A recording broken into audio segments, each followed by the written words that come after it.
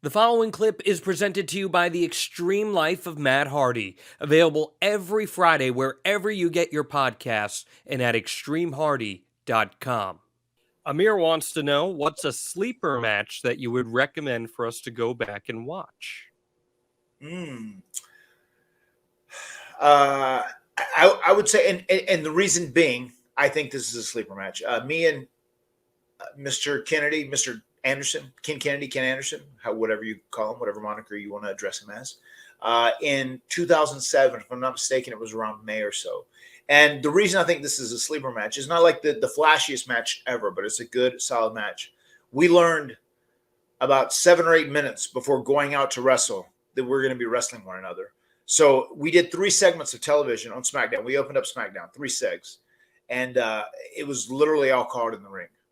So if you're a fan of old school wrestling and just calling stuff in the ring and telling a story on the fly in the ring, that match is for you. And it was really good considering, because by that time in the business, a lot of guys have kind of, they've shied away from calling things in the ring. A lot of guys want to try and put most of everything together before they go out there nowadays.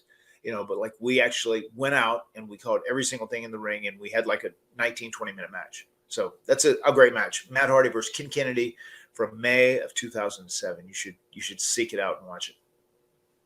Wow, that is dead on, brother. It is May 1st, 2007. Oh yeah. You defeated Ken Kennedy in 15 minutes 40 seconds in Birmingham, Alabama. Very, very, yeah. And what was the time? 15 minutes 40 seconds. Gotcha. Okay.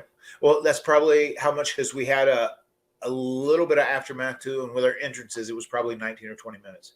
It was 3 segs of TV though. Yeah, and then and keep in mind that's on SmackDown, so stuff is getting edited down in SmackDown at that time too. So, but yeah. You wrestled March 13th on SmackDown as well, and you went 14 minutes there in Jersey. So that's cool, man. That's great recall there. May 1st, 2007 on Friday Night SmackDown. Pull up your Peacock. I remember he had won the Money in the Bank. And I know it was yep. Shortly thereafter. So it was either April or May, and I was guessing May. So I'm glad I scored that out of luck. It was a month after, and you were in that Money in the Bank match too. So right. We'll have to go back. All of that went down too because Undertaker was going to be out to have surgery. And the initial plan at that time was for Ken Kennedy to cash the Money in the Bank in and win the title from the Undertaker. But some things happened at that point, and that ended up changing. And the reason I was going to go out and the reason Vince decided to have me go out and beat Mr. Kennedy at that point was that whenever he won the world title, he would have a competitor, someone to work with automatically. So that was his mindset. So you were being set up for a world title program.